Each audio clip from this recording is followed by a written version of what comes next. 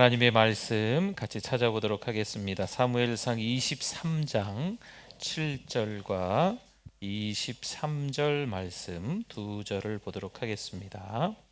먼저 7절 우리 같이 한번 읽어보겠습니다. 다윗이 그일라에 온 것을 어떤 사람이 사울에게 알림해 사울이 이르되 하나님이 그를 내 손에 넘기셨도다. 그가 문과 문빗장이 있는 성읍에 들어갔으니 갇혔도다. 아멘. 23절도 읽겠습니다. 그가 숨어있는 모든 것을 정탐하고 실상을 내게 보고하라. 내가 너희와 함께 가리니 그가 이 땅에 있으면 유다 몇천 명 중에서라도 그를 찾아내리라 하더라. 아멘. 우리 옆에 분들 앞에 분들 같이 우리 인사하도록 하겠습니다. 잘 오셨습니다. 은혜 많이 받으세요. 네.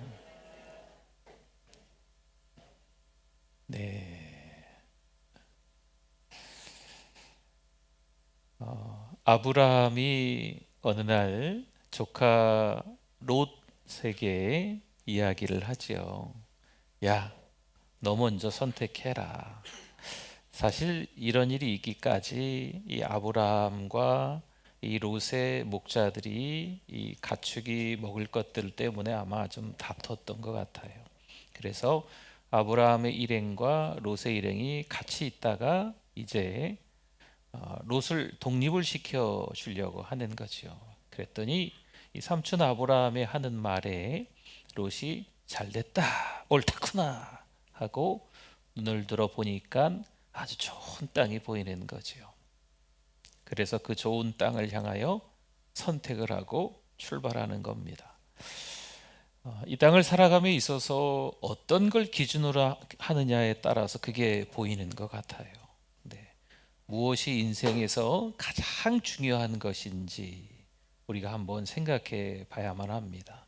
그게 생각들어지고 그 생각한 것이 그대로 눈에 보이는 거지요. 롯의 입장에는 이 소돔과 고모라 쪽이 너무 좋아 보이는 거예요. 결국 그 땅으로 가지 않습니까? 그 땅으로 간 이후에 일어나는 일들은 아마 대략 여러분들이 아실 것 같습니다. 아브라함이 조카 롯에게 선택권을 먼저 주고 이 삼촌인 아브라함은 동서남북을 바라봐도 사실 별거 없는 거예요. 그러나 하나님께서 눈을 들어봐라.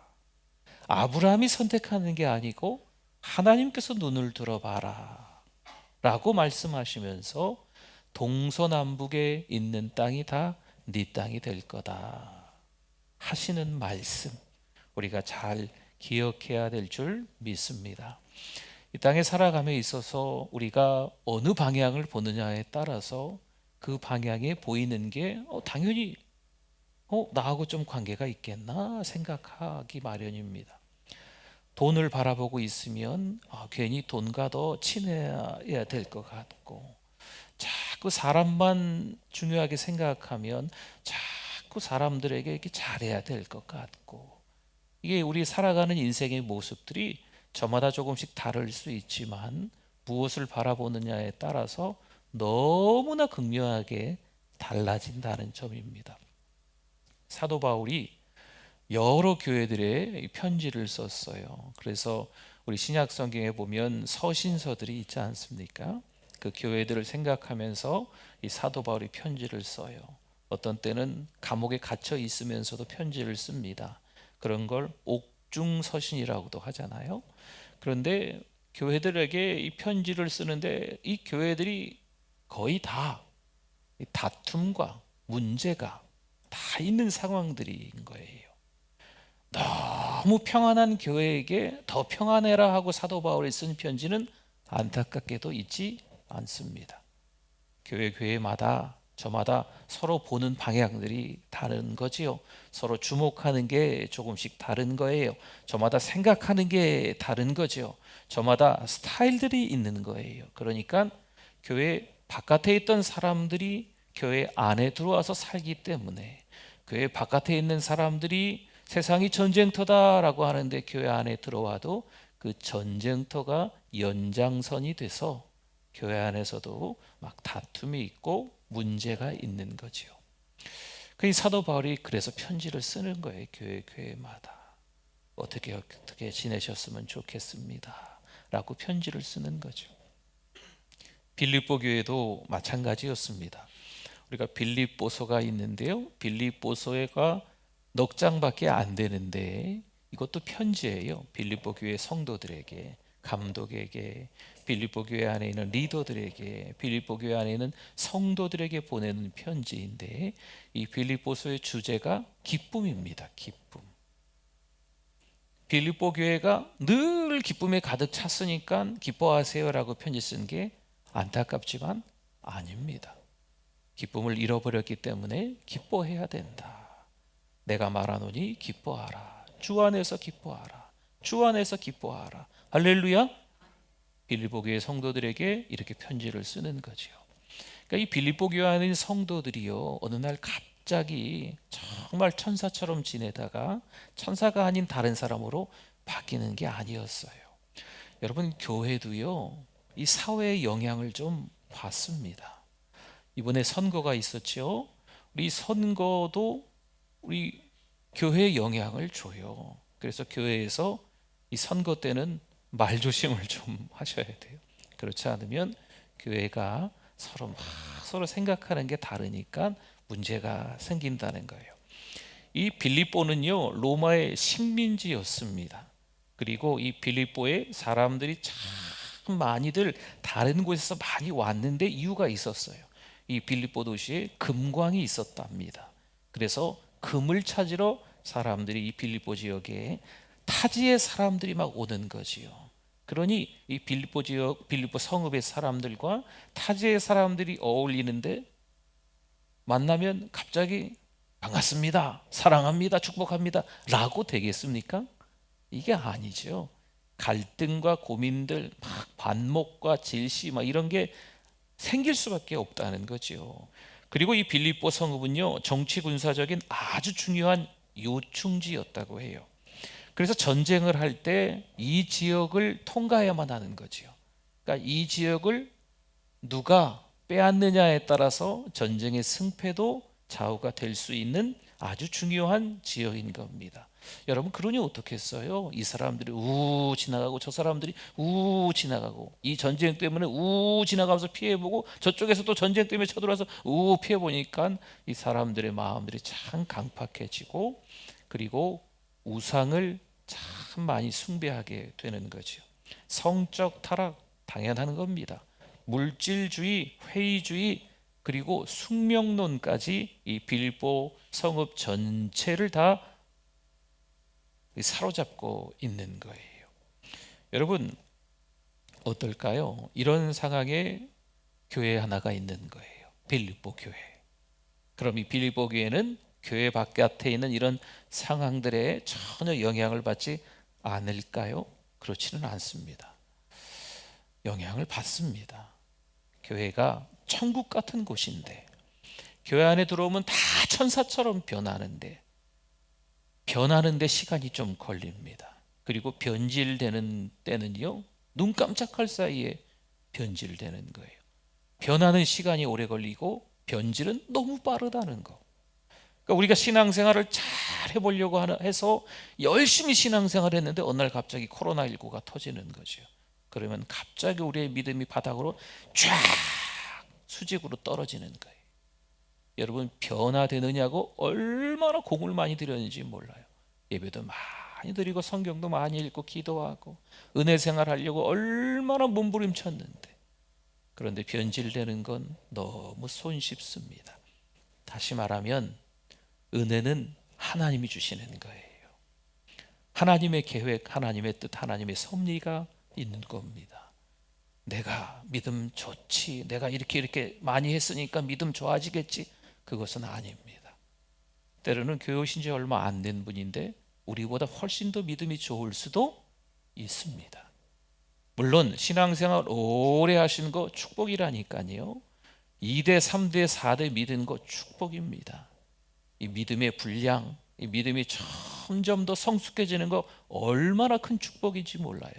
그러나 어느 날 오랫동안 예수 믿은 게 별거 아니구나. 몇 대로 예수 믿은 이 가정이 별거 아니구나 라고 생각 들어질 때가 찾아온다는 거지요. 우리가 아니고 하나님이 하시는 거예요. 자꾸 우리 자신들을 내려놓고 하나님이 하셨습니다, 하나님의 은혜입니다 라고 우리 입술도 훈련을 해야 돼요. 자꾸 나는, 내가 말이야, 나 아니면, 이렇게 말씀하시는 우리들이라면 좀 언어 습관을 바꿀 필요가 있어요. 내가 하는 게 아니고 누가 하세요? 하나님이 하시죠. 우리 예수 믿는 사람들은 나라는 말보다는 하나님이 하셨습니다, 하나님의 능력입니다, 하나님이 아니면 누가 하시겠습니까? 물론 상황은 늘 변합니다. 그렇지만 하나님은 변한다 안 변한다? 안 변하신다. 절대로 하나님은 변하지 않으세요. 우리의 이 마음은요, 얼마나 쉽게 요동치는지 몰라요. 그런데 하나님은 그러지 않으시죠. 변함없이 우리를 사랑하십니다. 할렐루야. 신앙생활 하기가 요즘 다소 어렵습니다. 이 목회자도, 이 목사도 좀 어려워요. 요즘 어떻게 설교를 해야 되나, 어떻게 은혜의 말씀을 준비하고 어떻게 말씀을 전하나. 교회 오시는 분들만 믿음이 좋은 거고, 지금 교회 못 오시고 우리 성도들도 지금 유튜브로 예배드리는 분들도 계시거든요. 이분들은 믿음이 안 좋은 건가? 진짜 어떻게 신앙생활을 하는 것이, 어떻게 목회를 하는 것이 맞을까? 이 고민이 많이 되거든요. 사랑하는 성도 여러분, 기억하십시오. 우리가 하는 게 아니고 하나님이 하십니다. 여러분, 그렇게 하나님 앞에 다 내어 맡기면 좋을 것 같아요. 이렇게 하세요, 저렇게 하세요. 제가 그렇게 말할 자격이 있습니까? 저도 너무 부족한 목사인데. 근데 성경 말씀에 나와 있는 내용을 제가 은혜를 받고, 제가 은혜 받아서 그 은혜, 하나님께 주신 그 은혜를 흘려보내는 것밖에 없는 거죠. 오늘 이 밤에도 하나님이 주신, 저에게 주신 은혜, 이 은혜를 여러분들과 함께 나누려고 하는 거예요. 여러분, 그 은혜를 믿음으로 받으실 수 있기를 바랍니다. 아이고, 목사님 말 잘하나 보자, 지난번에 했던 소리 똑같은 소리 하는 거 아닌가, 이런 식으로 이 육신의 귀로만 들으면 여러분 힘듭니다. 하나님의 말씀은 믿음으로 듣는 거예요. 네, 믿음으로 듣고 아멘 화답하면 그 말씀이 내 거가 되는 거죠. 성령께서 오늘 이 밤에 역사해 주실 줄 믿습니다. 하나님의 강력한 임하심이 있으면 여러분, 이 시간에 이 말씀의 길이, 아니면 말씀의 깊이, 이런 건요 다 하나님이 주관하시는 거거든. 제가 아주 멋들어지게 말을 잘해서 앞뒤 기승전결, 서론 본론 결론 그렇게 잘 장황하게 설명해 가지고 여러분들을 설득하고, 그건 아니거든요. 좀 서툴러도 저에게 주신 하나님의 은혜가 있기 때문에 여러분과 함께 나누는 거죠. 그러면 거기서 은혜가 되는 거예요. 여러분, 요즘에 지금 사울과 다윗 스토리를, 이 23장을 아직 못 뛰어넘고 있습니다. 네, 24장으로 좀 들어가고 싶은데 23장을 지금 몇 주간에 걸쳐서 계속 나누고 있는데, 여러분, 사울을 한번 떠올려 보세요. 사울이 어떤 사람이었나? 사울이 키 크고 잘생긴 사람이었대요. 성경은 그렇게 이야기하거든요. 그리고 용장이었어요. 아주 용감한 사람이었어요.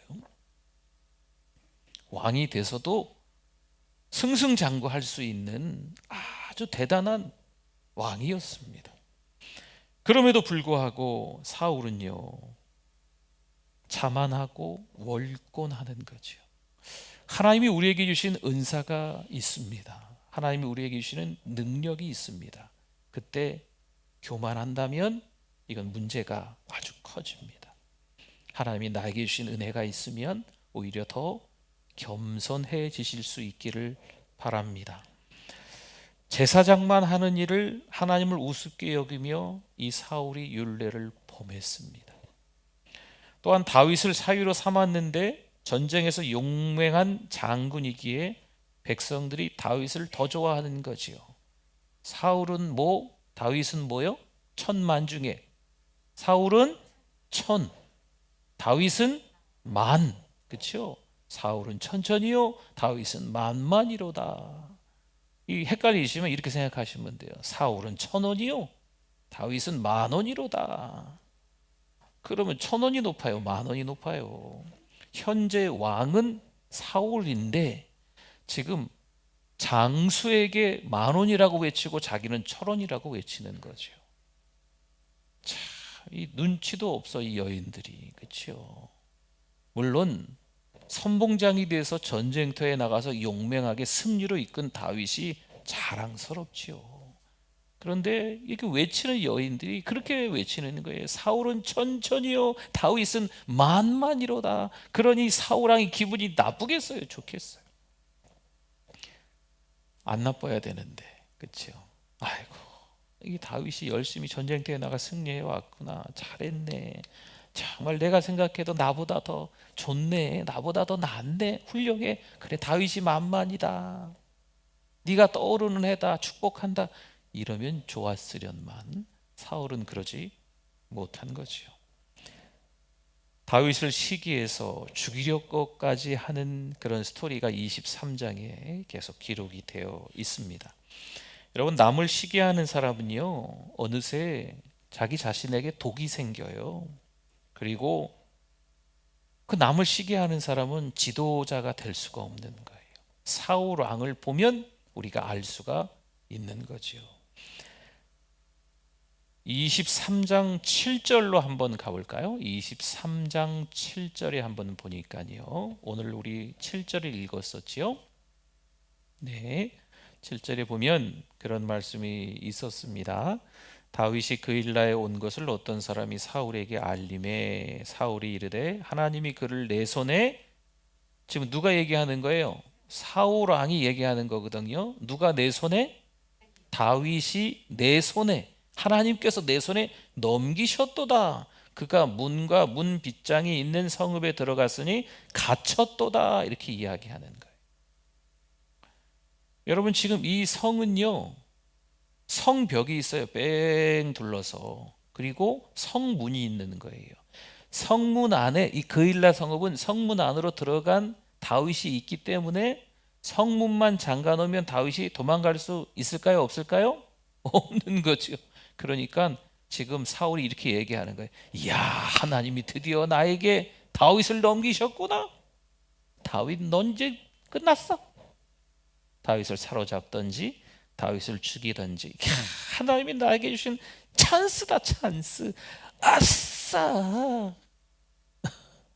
지금 이 사울이 이 모습인 거예요. 23절 한번 더 볼게요. 23절 화면에 떴네요. 한번 보십시오.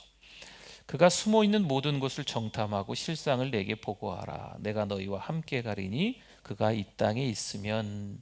지금 사울 왕이 다윗을 찾는 데 있어서 어떻게 구체적으로 군사들을 풀어놨는지 보여주는 거예요. 유다 몇 천 명 중에서라도, 지난주 이 말씀을 좀 해석해 드렸지요. 집집마다 가가호 다니면서 문 열어보고 그 안에 장롱문도 열어보고 비키니 옷장도 한번 내려봐서 다윗이 있는지 정확하게 수색해서 그를 찾겠다라는 말씀이거든요. 다윗이 잡힐까요, 안 잡힐까요? 그러면 잡힐 수밖에 없는 상황이라는 거예요. 그렇게라도 찾아보겠다라고 군사들을 풀어놓은 거죠. 사울은 기대했습니다. 마침내 이 성읍 안에 갇혔으니까, 또 이 가가오 집집마다 다 수색을 할 거니까 잡히지 않겠나, 하나님이 나에게 다윗을 넘겨주셨도다 하면서 기대했는데 현실로 이루어졌을까요? 14절 한번 보겠습니다. 14절, 사울이 어떻게 찾아요? 매일 찾되 하나님이 그를 그의 손에 넘기지 아니하시니라. 하나님이 다윗을 사울의 손에 넘기지 않으십니다. 그러니까 사울의 기대가 있었지만 그 기대는 무산되고 마는 거지요. 출애굽기 14장 3절 말씀에 이런 말씀이 있어요. 이제 이스라엘 백성들이 출애굽을 한 겁니다. 네, 출애굽을 하는데 바로가 이스라엘 자손에 대하여 말하기를 그들이 그 땅에서 멀리 떠나 어디에 갇혔어요? 광야에. 아니, 앞에가 홍해가 있는 거죠. 그러니까 어디 갈 데가 이스라엘 백성들이 없다 싶어서 광야에 갇힌 바 되었다라고 이 애굽의 왕 바로가 생각을 하는 겁니다. 15장 9절을 한번 봅시다. 원수가 말하기를 내가 뒤쫓아 따라잡아 탈취물을 나누리라. 내가 그들로 말미암아 내 욕망을 채우리라. 내가 내 칼을 빼리니 내 손이 그들을 멸하리라 하였으나. 아멘. 바로는요, 출애굽한 이스라엘 백성들을 쫓아오면서 이런 기대를 하는 거예요. 마침내 드디어 이제 이스라엘 백성들은 꼼짝없이 잡혀서 탈취물도 나에게 뺏길 거고 내가 원하는 욕망대로 될 거고 내 손이 그들을 멸할 거다라는 그 기대를 이 애굽왕 바로가 하고 있다는 거죠. 그런데 이 기대가 그대로 실현되었을까요? 아닌 거지요. 무산되고 말았다는 겁니다. 여러분, 사사기에 보면요, 이스라엘 백성들이 악을 행합니다. 그러면 그 악에 하나님께서 노하시지요. 그리고 벌을 내리십니다. 그러면 적군이 쳐들어와요. 그럼 그때 이스라엘 백성들은 에고 에고 우리 죽겠네 하면서 하나님 앞에 잘못했다고 합니다. 그러면 하나님이 사사를 세우세요. 사사 한 사람을 세워서 그 사사가 그 민족을, 이스라엘 백성들을 구해줄 수 있게끔 만드시는 거죠. 근데 이 사사가 있는 동안에는 또 평안한 거예요. 근데 사사가 나이가 들어서 죽으면 다시 또 악을 행하고, 이게 사사기는요, 이게 반복되는 거예요. 그래서 에훗 사사의 활약으로 별일이 없던 이스라엘 백성의 시대가 있었어요. 에훗이라는 사사가 있었거든요. 그런데 에훗이 죽자 이스라엘 백성들이 뭘 행해요? 악을 행하는 거죠. 또 하나님께 죄를 짓는 거예요. 물론 그때 드보라와 바락이라는 사사가 등장합니다. 하솔왕 야빈이 쳐들어와서 백성들을 학대하는 중이에요. 이 가나안 땅에 하솔 왕이 있는데 이 야빈이라는 이름을 가지고 있는 왕이에요. 그리고 이 야빈의 군대 장관이 시스라인데 이 시스라가 앞장서 가지고 계속 이스라엘 백성들을 학대하는 거죠. 그래서 그 현장에서 이 시스라의 어머니가 이런 기대를 합니다. 사사기 5장 30절에 보니까 그들이 어찌 노량물을 얻지 못하였으랴. 그러니까 시스라 군대 장관 자기 아들이 전쟁터에서 지금 이렇게 할 수 있다는 거죠. 당연히 노량물을 얻지 않겠냐. 그것을 나누지 못하였으랴. 사람마다 한두 처녀를 얻었으리로다. 참 나쁜 일을 하는 거지요. 그렇죠? 시스라는 채색 옷을 노략하였으리니 그것은 수놓은 채색 옷이로다. 네. 양쪽에 수놓은 채색 옷이리니 노략한 자의 목에 꾸미리로다 하였으리라. 그러니까 시스라의 어머니가 자기 아들이 전쟁터에 나가서 이스라엘 백성들을 학대하고 괴롭혀서 이렇게 뭐 할 거다라는 기대를 가지고 있는 거죠. 이게 이루어졌을까요? 오히려 시스라는 한 여인에 의해서 참 불쌍하게 죽임을 당합니다. 사사기 17장 13절 말씀에 보십시오. 이에 미가라는 사람이 있어요. 이르되 레위인이 내 제사장이 되었으니 이제 여호와께서 내게 복 주실 줄을 아노라 하니라. 미가라는 한 사람이 있었는데 떠돌아다니는 레위인 중에 한 사람을 제사장으로 앉혀 놓습니다. 그래서 우상을 만들어서 제사장을 세운 거예요. 그리고 나서 생각하는 거죠. 이야, 제사장까지 세워놨으니까 이 미가가 생각하는 거죠. 하나님이 나에게 이제부터 복 주실 일만 남았구나. 나는 복 받을 일만 남았구나 라고 생각을 하고 기대를 하는 거죠. 여러분 어떻게 됐을까요? 그게 맞을까요? 우상을 만들어 놓고 정처 없이 떠돌아다니는 레위인 한 사람을 어떻게 해가지고 대충 제사장으로 좀 세워놓고 그러면 이 미가가 하나님께로부터 축복을 받을 수 있을까요? 하나님께서 제일 싫어하시는 우상을 만들어 놓았습니다. 그리고 레위 사람을 제사장으로 세웠다고 해서 미가에게 복 주실까라는 거죠. 그냥 떠돌이밖에 안 되는 사람인데 이 사람을 레위인이라고 하여서 제사장으로 세워놨다고 하여서 하나님이 잘했다 칭찬하시고 복 주실까요? 모두 무산되고 말았습니다. 여러분, 이유는 한 가지예요. 믿음의 길로 걸어가지 않았습니다. 물론 우리가 나아가야 될 방향이 많이 보여요. 우선 동서남북이 보이겠지요. 한쪽 방향을 봐도요, 정면이 있고 또 오른쪽 왼쪽이 있고 그 중간 길도 있고 참 다양한 길들이 있을 수 있습니다. 그러나 우리는 믿음의 길을 찾아야 될 줄 믿습니다. 하나님이 기뻐하시는 길이 어떤 길인가 찾을 수 있어야 되죠.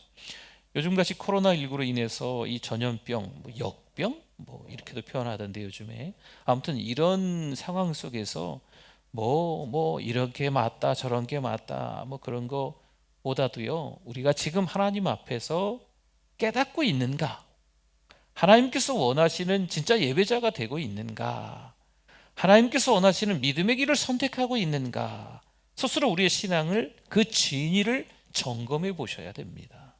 내가 하나님께서 기뻐하시는 믿음의 길로 가고 있는가, 아니면 내 기분 따라서 내 상황 따라서 그저 살아가고 있지는 않은가.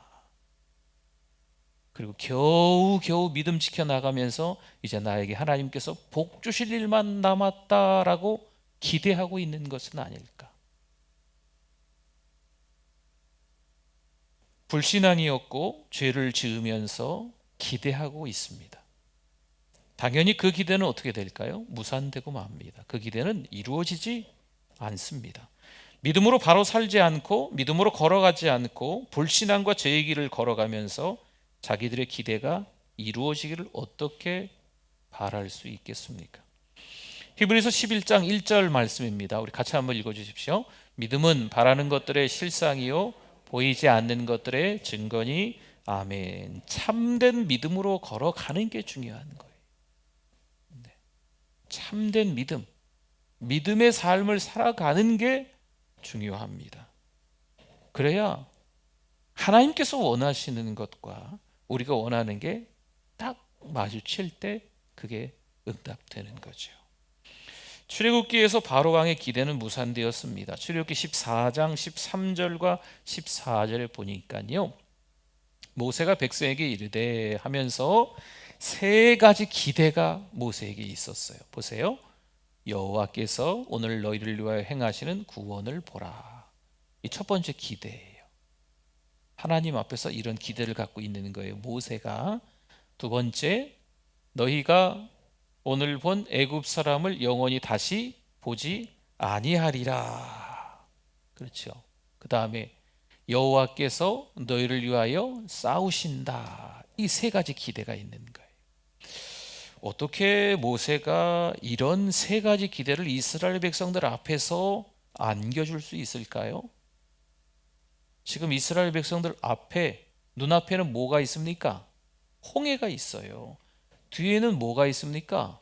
애굽 군사가 있어요. 앞으로 가서 물에 빠져 죽든지 아니면 애굽 군사의 칼에 의해서 죽든지 꼼짝없이 죽을 위기에 놓여 있음에도 불구하고 모세가 이스라엘 백성들에게 세 가지 기대를 하게끔 만드는 거죠. 여호와께서 오늘 너희를 위하여 행하시는 구원을 봐라. 너희가 오늘 본 애굽 사람을 영원히 다시 보지 못할 거다. 여호와께서 너희를 위하여 싸워주실 거다. 라는 세 가지 기대를 지금 이스라엘 백성들에게 아주 단호하게, 그런 말이 있었잖아요. 단언컨대 이 세 가지가 반드시 이루어질 겁니다 라고 하면서 지금 당장 눈앞에 홍해가 있는데, 뒤에는 애국 군사가 쫓아오고 있는데 아주 확신에 차서 이 세 가지를 모세가 이야기하는 거죠. 어떻게 모세가 이렇게 담대한 기대를 이스라엘 백성들에게 안겨줄 수 있을까요? 이스라엘 백성들이 듣던지 아니 듣던지, 순종하든지 순종하지 않던지, 감사하든지 불평하든지 이거랑 우선은 관계없고요. 지금 현재 모세가 담대하게 이 세 가지의 기대를 어떻게 안겨줄 수 있었냐는 거죠. 출애굽기 14장 4절 말씀에 보면 애굽 사람들이 나를 여호와인 줄 알게 하리라 라는 말씀이 이미 나와 있었어요. 우리 앞에 볼까요? 내가 바로의 마음을 완악하게 한 즉 바로가 그들의 뒤를 따르리니 내가 그와 그의 온 군대로 말미암아 영광을 얻어. 누가 하시는 말씀일까요? 하나님이 하시는 말씀이에요. 애굽 사람들이 나를 여호와인 줄 알게 하리라. 아멘. 하나님이 하시는 말씀이에요. 애굽 사람들이 내가 누군지, 내가 여호와 하나님이신 것을 앞서서 달려가시는 분, 여호와 하나님의 이 의미를 좀 보면요, 그런 의미가 좀 강해요. 앞서서 달려가시는 분이라는 표현이 있어요. 우리가 열심히 어느 방향을 보고 달려가는데 하나님이 먼저 앞서서 달려가신다는 거죠. 그러니까 하나님께서 먼저 애굽 사람이 나를 여호와인 줄 알게 하겠다라고 말씀하셨거든요. 모세가 이 말씀을 믿고 나아가는 거죠. 확신에 차서 말씀을 하고 있는 거예요.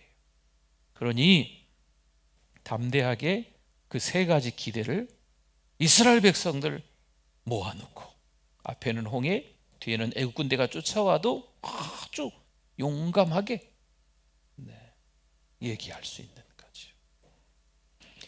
레위기 9장 4절 말씀에 보면요, 오늘 여호와께서 너희에게 나타나실 것임이니라 라고 말씀을 합니다. 레위기 9장 6절 말씀에 보면은 또 이렇게 말씀이 나와요. 9장 6절에 여호와의 영광이 너희에게 나타나리라. 그러니까 모세가 지금도 이 레위기의 말씀을 보면 아주 강한 기대를 이스라엘 백성들에게 심어주고 있어요. 왜 모세는 이렇게 자신 있게 이럴 때 저럴 때 이스라엘 백성들에게 기대감을 안겨주면서 담대하게 말할 수 있었을까 하는 거죠. 어떻게 모세가 이럴 수 있었을까? 모세는 하나님께서 하라는 그대로 순종했던 사람이기 때문입니다. 하나님께서 명하신 그대로 믿음으로 살았던 사람이기 때문에 그렇습니다. 과연 모세가 기대했던 대로 다 그대로 이루어졌을까요? 방금 레위기 말씀을 봤는데 오늘 여호와께서 너에게 나타나실 것이고 여호와의 영광이 너에게 나타나리라 하셨는데 레위기 9장의 말씀이었거든요. 4절 6절에서 그렇게 얘기했는데 9장 23절과 24절 말씀에 보면요, 모세와 아론이 회목에 들어갔다가 나와서 백성에게 축복하며 여호와의 영광이 어떻게 됐어요? 온 백성에게 나타나며 불이 여호와 앞에서 나와 제단 위에 번제물과 기름을 사른지라 온 백성이 이를 보고 소리 지르며 엎드렸더라. 그러니까 모세가 하나님의 말씀에 순종하고 믿음으로 나아가면서 담대하게 외치니까 그 외친 기대하고 똑같이 하나님의 영광이 이스라엘 백성들 전체가 보는 앞에서 나타나게 된 줄 믿습니다. 여러분, 이게 순종이고 믿음이에요. 기대는 하되 불순종과 죄에 빠져서 기대한다면 이건 다 무산되는 거죠. 그러나 믿음으로 살고 하나님의 말씀에 순종하면서 살면 하나님께서 우리에게 주시는 은혜가 반드시 있다는 거죠. 로마서 5장 5절 말씀을 같이 한번 읽어주세요. 소망이 우리를 부끄럽게 하지 아니함은 우리에게 주신 성령으로 말미암아 하나님의 사랑이 우리 마음에 부은 바 됨이니 아멘. 이 5절의 시작이 뭐로 시작해요? 소망이 이렇게 시작하죠. 소망이 우리를 부끄럽게 하지 않는다. 왜냐하면 우리에게 주신 성령으로 말미암아 하나님의 사랑이 콸콸 넘치기 때문에 우리는 이 땅에 살면서 소망이 있다라는 거예요. 여러분 지금 5절을 봤지만 그 3절과 4절 앞부분을 보면 그런 말씀이 있어요. 환난은 인내를, 인내는 연단을, 연단은 소망을 이루는 줄 알미니라. 그러니까 우리가 인생을 살아갈 때 우리 뜻대로 된다 안 된다? 하나도 안 된다. 진짜 하나도 안 되잖아요, 우리 뜻대로. 그렇죠? 하나님께서 하셔야 되거든요. 그러니까 환난 속에서 인내하고, 인내하면서 점점 다듬어져 가는 거예요. 연단이 되어 가고. 그럼 그 시간들 속에서 우리가 소망을 품는 거죠.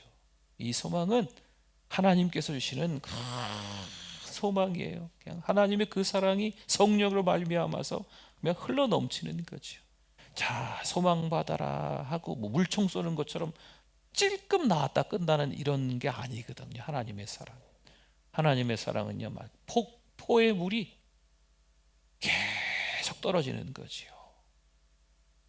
폭포 보셨어요? 폭포? 폭포 안 보셨나 보다. 폭포 보셨죠? 폭포가 얼마나 그냥 장엄하다 그래야 돼요? 웅장하다. 그렇죠? 어마어마한 물이, 굉장히 많은 양의 물이 그냥 콸콸콸 쏟아지잖아요. 그게 뭐예요? 하나님의 사랑이에요. 성령으로 말미암아 하나님의 사랑이 이렇게 부은 바 되미니 우리가 소망이 있다 없다? 있다는 거죠. 한 절만 더 봅시다. 베드로전서 1장 3절 같이 한번 쭉 읽어볼까요? 우리 주 예수 그리스도의 아버지 하나님을 찬송하리로다. 그의 많으신 긍휼대로 예수 그리스도를 죽은 자 가운데서 부활하게 하심으로 말미암아 우리를 거듭나게 하사 산 소망이 있게 하시며, 아멘. 죽은 소망이 아니고 산 소망입니다.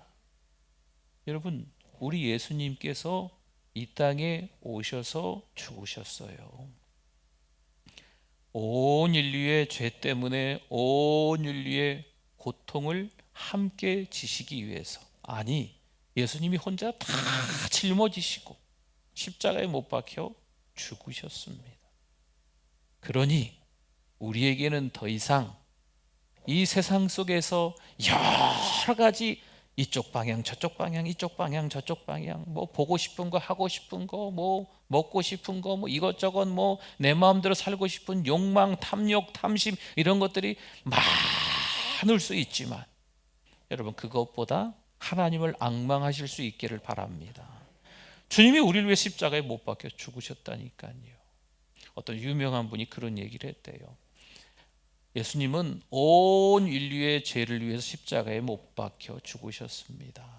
그리고 만약에 이 땅에 우리 한 사람, 나 한 사람만 있어도 나의 죄 때문에 예수님은 십자가에 못 박혀 죽으실 뿐입니다.